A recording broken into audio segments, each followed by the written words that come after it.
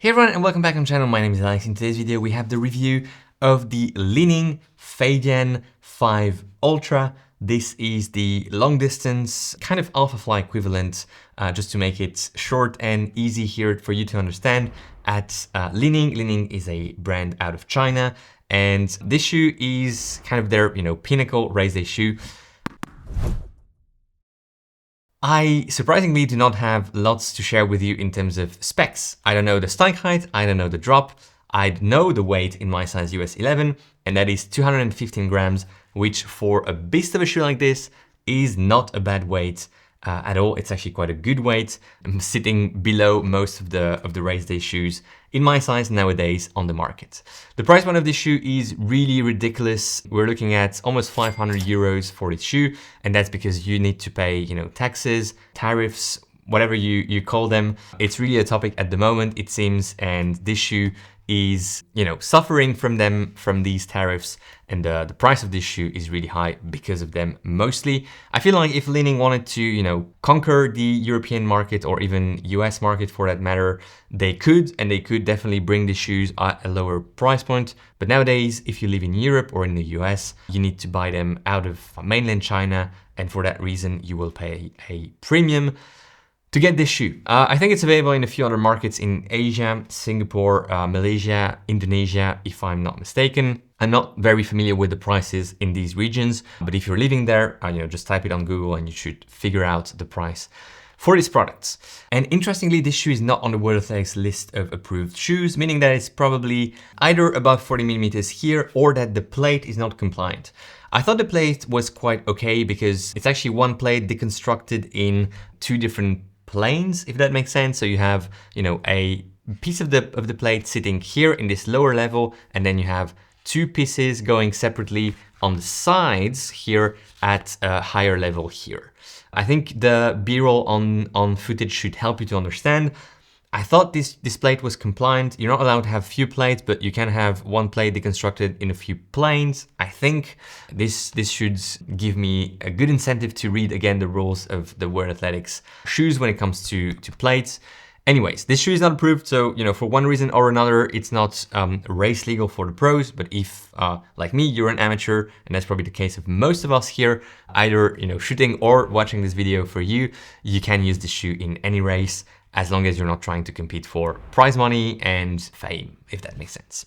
The upper of this shoe is a booty construction with a stretchy tongue, so you don't have any, any gusset. It's a one-piece type of upper with this tongue tab, if that makes sense, that supposedly sits on top of your laces, I would say, but whenever I was lacing this shoe, it was coming underneath, creating a protection, preventing from any lacing pressure. It worked quite well, although I'm not sure it's the intended design of this small tab.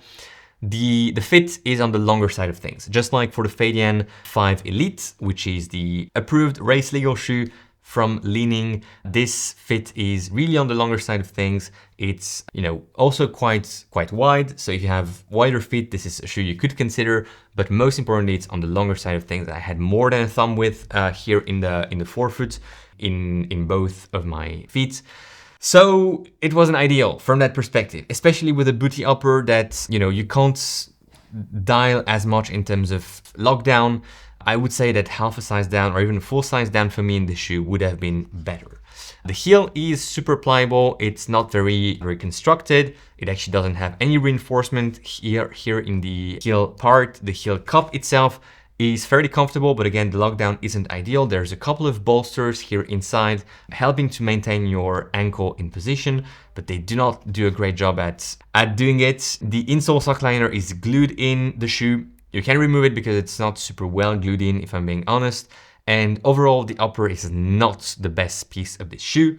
However, the midsole is very interesting. It has a name, but I can't remember the name. The midsole compound is PIBA based. And then there is the plate, which is called Jiang technology here in this shoe. The plate, like I said, which is on two different planes, a lower level, higher level. It's a deconstructed plate, so it's essentially one piece of material that is cut, and it makes it look and feel like a trampoline. And when I say it feels like a trampoline, it actually does feel like a trampoline. I think you can see when I squish the shoe the amount of displacement that is created by this void and how much it's bouncing back thanks to the plate structure.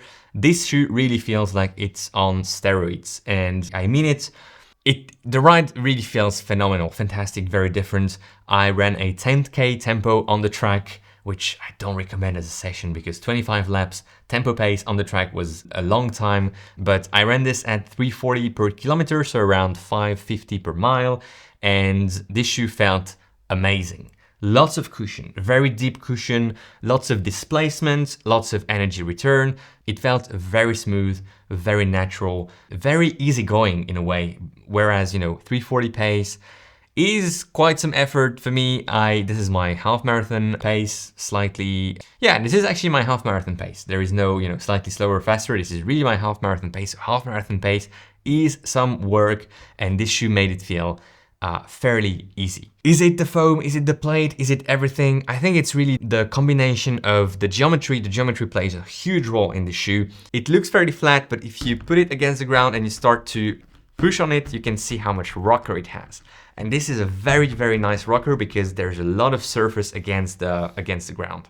I really like the ride of it. I must be honest. I would probably consider racing in it, a marathon. I did actually race in the predecessor of the shoe, the Feidian 4 Ultra last year in Geneva. Wasn't a huge success, but not because of the shoe, probably more because of my training. The biggest issue I think with this shoe will be its availability and how people will, feel about racing in a shoe that is not approved and road legal. To be honest, there is no issue with that. Like I said, you're an amateur most likely watching. If you're not, I'm very sorry and congrats for being an elite runner. I'm an amateur, and so we're as amateurs allowed to race in whatever we want, including this shoe. But many people will feel like they are cheating because racing in something that is not approved, and to some extent, I can understand. I do not agree, but I can understand. And so that's probably the two biggest issues. Can you find this shoe? Yes or no? Are you able or willing to pay a very high price point for it? And then do you feel comfortable racing in something that is not approved or road legal? If every of these questions gets the right answer, then it's probably a good shoe to consider because it feels very nice. Just make sure that you go half down or full size down. I don't think you will be bothered with any grip or traction issues because the outsole of the shoe is fully covered with that translucent rubber that is sticky, grippy, durable. I don't understand why most brands aren't using this rubber compound that you can find on pretty much all the Chinese shoes nowadays, but this is a separate question. And this is my take on this shoe. I will keep on using it, probably for longer efforts like my 10K tempo, maybe for a race down the road. I could see myself going tomorrow for, long run with this shoe. The only caveat I have is that despite being super smooth, super natural, that very, pleasant rocker, lots of cushion, lots of bounce, I don't think this was the most efficient shoe I ever ran in.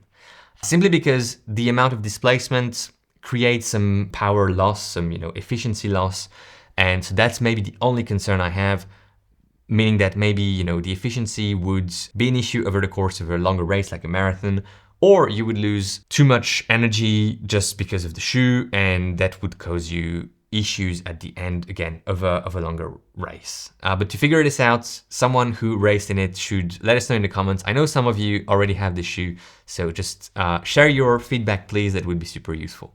Thanks for watching and listening to the review of the Li-Ning Feidian 5 Elite, the road legal shoe of Li-Ning right here. Thanks for watching. Enjoy your run today. Enjoy your ride. Go beyond your limits. And I will see you in the next one.